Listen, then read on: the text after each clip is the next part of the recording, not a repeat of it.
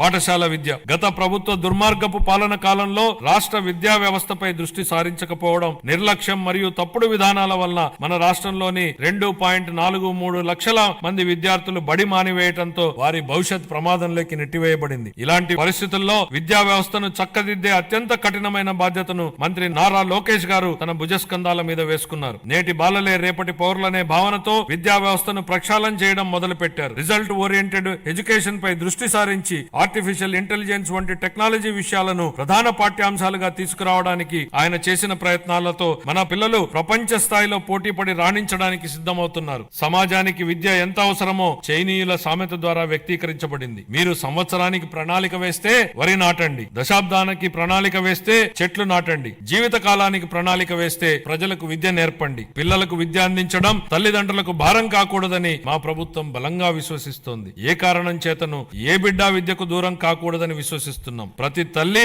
తన పిల్లలను పాఠశాలకు పంపేలా ప్రోత్సహించే లక్ష్యంతో మరో సూపర్ 6 హామీని అమలు పరిచే దిశగా తల్లికి వందనం పథకాన్ని ప్రారంభిస్తున్నాం. 25-26 విద్యా సంవత్సరం నుంచి ఈ పథకం కింద 15,000 రూపాయల ఆర్థిక సహాయాన్ని అందించుతున్నాం. చదువుకునే ప్రతి విద్యార్థి తల్లికి ఈ పథకాన్ని అందించడానికి కేటాయింపులు జరుపుతున్నాం. ఈ పథకం ప్రభుత్వ మరియు ప్రైవేటు పాఠశాలలో 1 నుండి 12వ తరగతి వరకు చదువుతున్న పిల్లలకు వర్తిస్తుంది. అదేవిధంగా సర్వేపల్లి రాధాకృష్ణ విద్యామిత్ర పథకం ద్వారా 35.69 లక్షల మంది విద్యార్థులకు ఉచితంగా పుస్తకాలు, యూనిఫామ్లు, డొక్కా సీతమ్మ మధ్యాహ్న బడి భోజనం పథకం ద్వారా విద్యార్థులకు పౌష్టికాహారాన్ని అందిస్తున్నాం. ఉపాధ్యాయులకు స్నేహపూర్వక వాతావరణంలో కూడిన విద్యా వ్యవస్థ కోసం గౌరవనీయ మానవ వనరుల అభివృద్ధి శాఖ మంత్రి నారా లోకేష్ గారి చొరవతో మా ప్రభుత్వం అన్ని ప్రభుత్వ పాఠశాలలకు ఉచిత విద్యుత్తును అందించాలని నిర్ణయించిందని గౌరవ సభకు ఎంతో సంతోషంగా ప్రకటిస్తున్నాను. ఇది స్థానిక సంస్థలపై ఆర్థిక భారాన్ని తగ్గించడమే కాక ఉపాధ్యాయులు మరియు విద్యార్థులకు ఒత్తిడి లేని వాతావరణాన్ని కల్పిస్తుంది. 25-26 ఆర్థిక సంవత్సరానికి